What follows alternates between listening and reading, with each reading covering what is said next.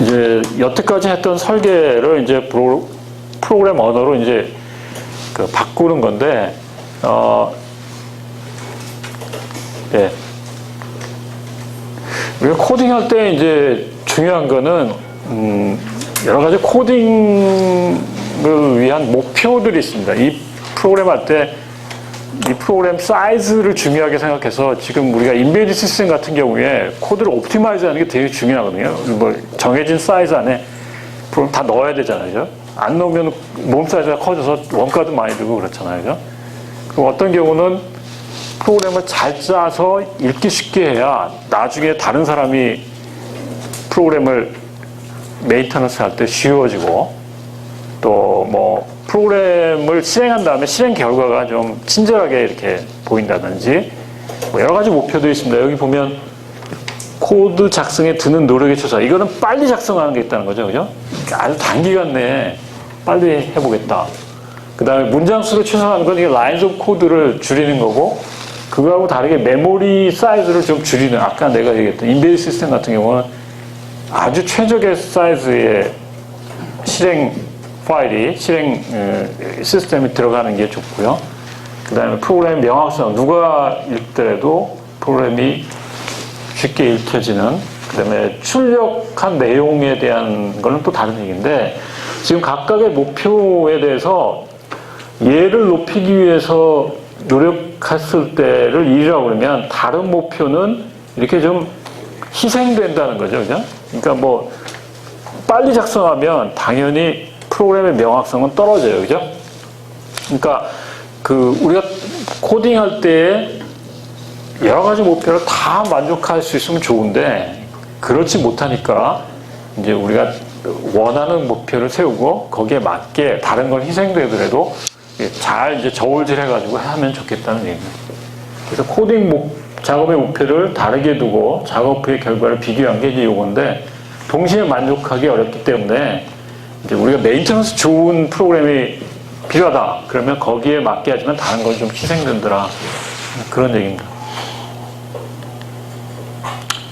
그 다음에 코딩에서 기본적으로 우리가 추구해야 될 원리는,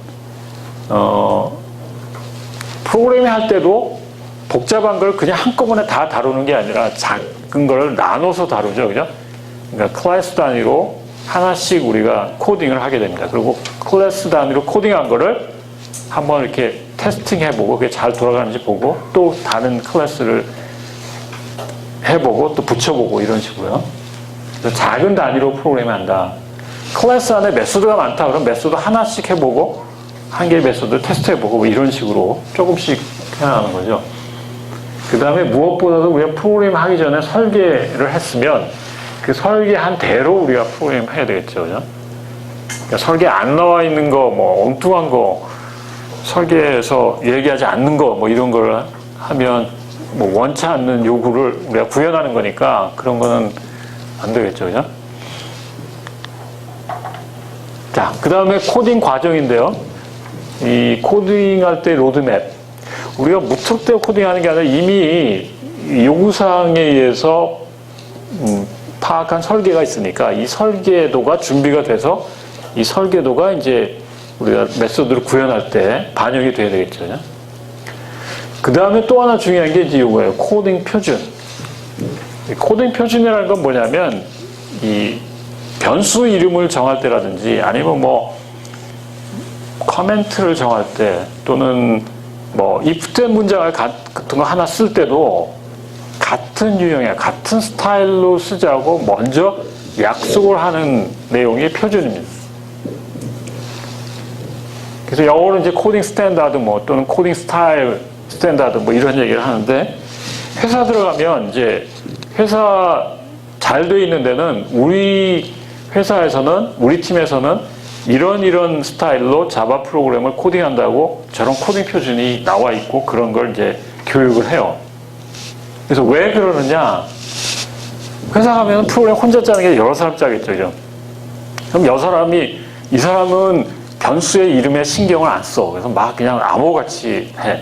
근데 이 사람은 변수를 잘 정하고, 또 어떤 사람은 if 문장을 뭐 컨디션을 같은 줄에 쓰고 그 다음에 그 중괄호를 같은 줄에 하는데 어떤 사람은 또 중괄호를 그 다음 줄에 한다든지 그래서 스타일이 다르면 코드를 읽는 사람이 나중에 굉장히 뭐 예를 들어서 책 하나를 여러 사람이 같이 공저를 했을 때 어떤 사람은 뭐 했습니다라고 쓰고 어떤 사람은 뭐 했다라고 쓰고 뭐 이런 거 곤란하겠죠.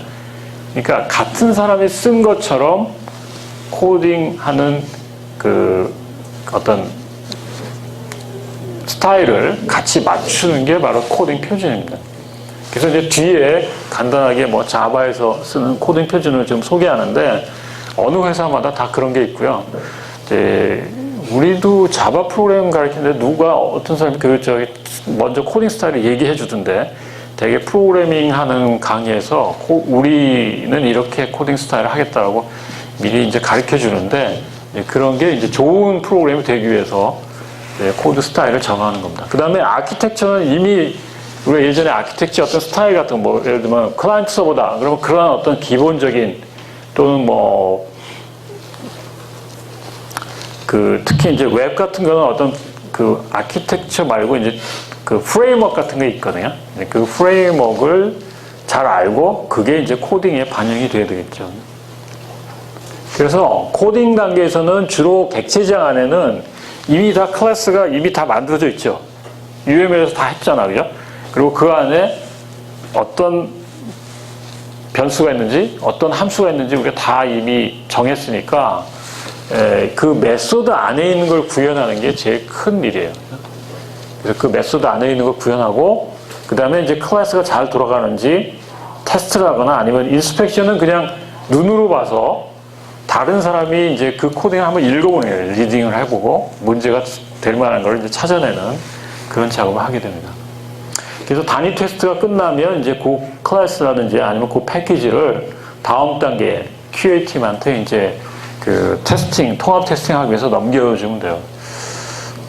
이번 학기에 이런 프로젝트 하는 거는 뭐 따로 뭐 테스트 단계를 따로 하진 않은데 우리가 이제 뒤에 가서 한번 데모를 해볼 테니까 데모 준비를 위해서 간단하게 데모 준비용 테스트 케이스를 간단히 작성해 보는 걸 한번 해볼 거고 그 다음에 이제 뒤에 이 통합 테스트는 여러분들이 해보고 그 다음에 이제 릴리스 하는 거고 그렇게 하겠습니다.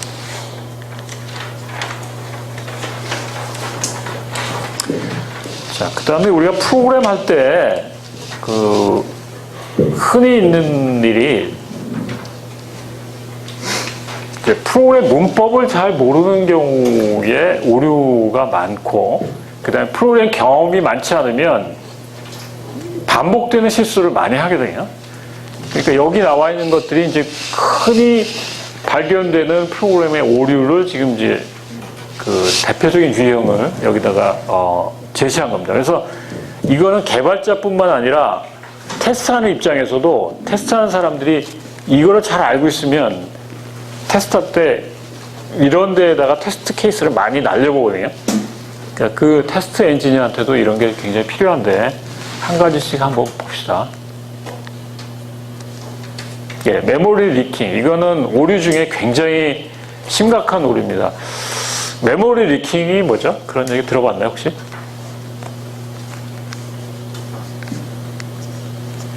특히 게임 프로그램 같은 거 짤 때 객체를 막 우리가 게임 캐릭터가 있으니까 게임 캐릭터가 많으면 그게 엄청나게 많은 객체들이 막 올라오죠, 메모리에. 근데 그 객체를 계속 생성만 하면 어떻게 되죠? 지우지 않고?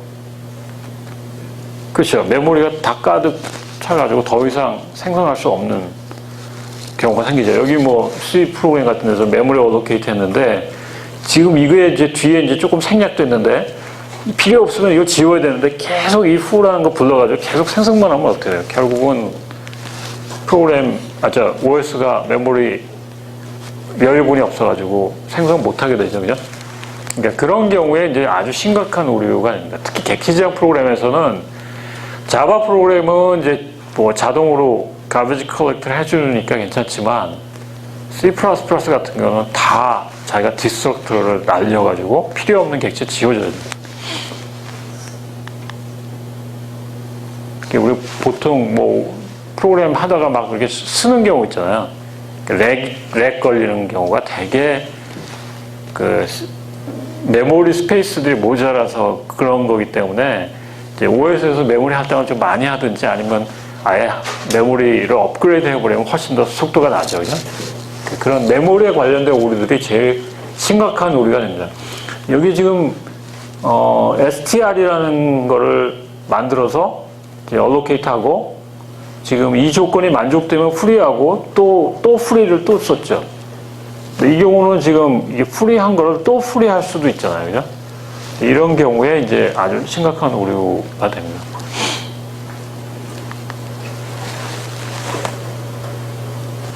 그 다음에 너를 포인트하고 있는 컨텐츠를 접근할 때 이제 문제가 되는 그런 경우가 많죠. 그죠? 그래서 여기 ch를 널로 했다가 만약에 이 컨디션 만족하면 잘 찍을 텐데 이게 너를 프린트하게 되면 이건 이제 문제가 되거든요. 그러니까 널로 돼 있는 거에 대한 처리들. 그 다음에 별칭이라는 건 뭐죠? 우리 포인터 쓸 때 이제 뭐 혼자 쓰는 프로그램이 이런 경우가 없는데 여러 사람이 짜는 프로그램. 그러니까 지금 어디에 지금 데이터가 있는데 그 데이터를 A라는 사람이 짤 때는 A라는 이름으로 포인터로 부르고 B라는 사람은 B라는 포인터로 똑같은 오브젝트를 갖다가 부르고 그럴 수 있잖아요. 이 별칭이죠. 근데 이 사람이 모르고 자기가 이 데이터가 더 이상 필요 없으니까 이걸 프리 선언을 했어. 그럼 어떻게 되죠? 얘는 없어지죠. 그죠? 그러면 이 사람의 프로그램은 계속 저게 필요한데 이걸 뭐라고 그러죠? 댕글링 포인터. 댕글링 포인터 되는 경우도 상당히 심각한 오류가 됩니다.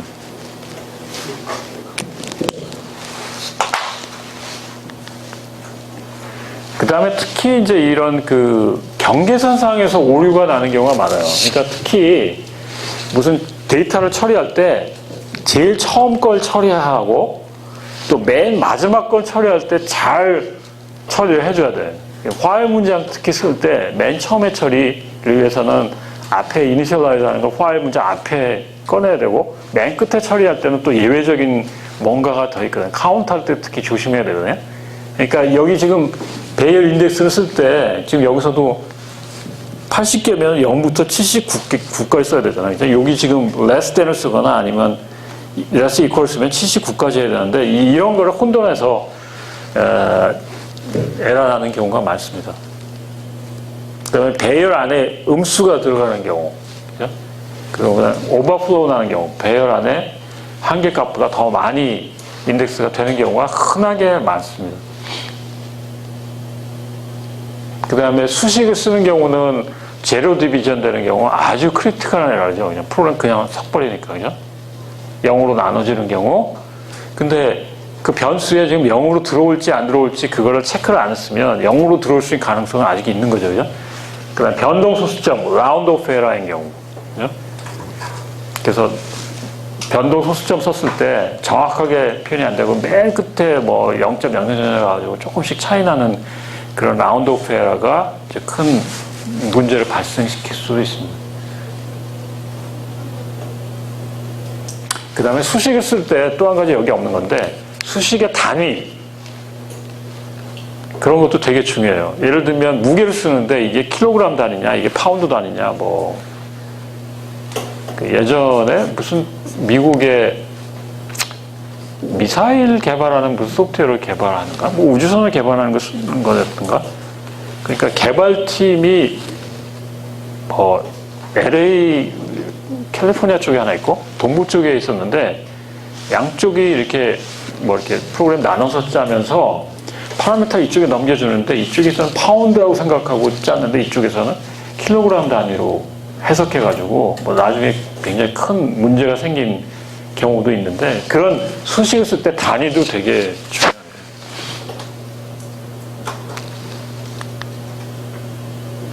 그 다음에 하나 차이에 대한 오류. 0으로 시작해야 될 걸 1로 시작하고 아까 우리 그 예제에서 봤죠. 인덱스 할 때 less equal 써야 되는데 less than을 쓴 경우. 이런 경우 간단하게 equal 사인 하나 빠졌지만 이제 문제가 되는 경우인데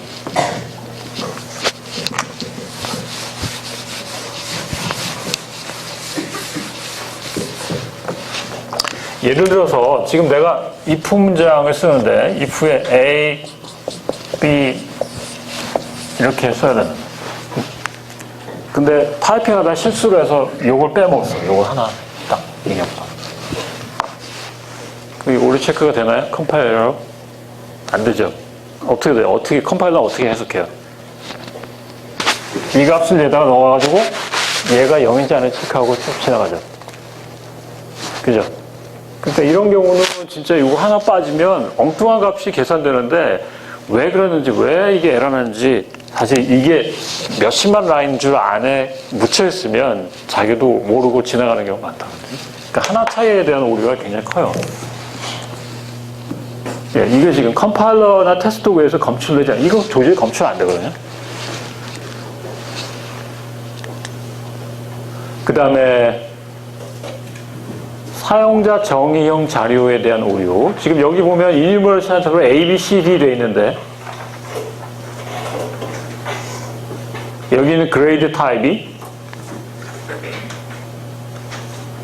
지금 0, 1, 2, 3으로 아마 매칭돼서 들어올 텐데 뭐 이렇게 되면 A가 들어오면 이게 마이너스로 돼서 이거는 언더플로어가 나오고, 그죠? 그리고 또 인티저 값이 들어오면 이게 또 오버플로어가 날 수도 있고, 그렇죠? 그 다음에 스트링 처리는 특히 이제 그 스트링 함수가 있으니까 스트링 컴페어라든지 뭐 스프링 프린트라든지 스트링을 자르는 거라든지 붙이는 컨캐티네이트 하는 거, 이런 스트링에 관련된 함수가 많으니까 이걸 정확히 잘 이용해야 되고, 스트링에 대한 변수가 널일 때, 자료값이 널일 때 스페셜 처리를 잘 해줘야 되고, 그 다음에 스트링의 끝은 항상 널로, 엔드 오브 스트링으로 돼 있으니까 그게 이제 없는 경우에 어떻게 처리를 해줘야 되는지, 그 다음에 스트링 카피할 때 데스티네이션이 소스보다는 커야 되죠, 그죠? 만약 작으면은 이게 잘려버리니까 그런 데 대한 처리를 잘 해줘야 됩니다. 네, 그 다음에 버퍼 오버플로에 대한 오류는 이거는 보안상으로 되게 심각한데, 지금 여기 메인 프로그램에서 여기 myget s2에다가 지금 여기는 뭐 적당한 사이즈를 넘겼지만 이거를 무지막지하게 큰 캐릭터로 넘기면 어떤 현상이 되면 이 프로그램에 갔다가 리턴되는 어드레스가 오류 메시지 대신에 이제 이쪽으로 넘어오거든요. 그러면 그 리턴 어드레스 이용해서 이제 그 해킹하는 사람들이 중요한 거를 이제 그 해킹할 수도 있습니다. 그러니까 버퍼에 대한 이쪽에서 넘어올 때 이 버퍼가 너무 오버사이즈 되지 않도록 얘네가 이 앞에서 체크해 주는 게 좋겠죠, 그죠? 그래서 Secure 프로그램 나올 때는 굉장히 이게 중요한 그런 내용입니다. 그 다음에 여러 가지 동기화에 대한 오류. 그러니까 동기화는 이제 뭐 데드락이나 아니면 뭐 레이스 컨디션이나 뭐 이런 걸 얘기하는데, 공통의 자원을 접근하려고 할 때, 그러니까 뭐 DB에 있는 내용을 동시에 한 사람이 쓰게 한다든지, 뭐 그런 경우에 이제 뭐 여러 가지 동기화를 해서 싱크로나이즈를 해서 한 트랜잭션만 그거를 쓸 수 있게 만들어야 되겠죠, 그죠?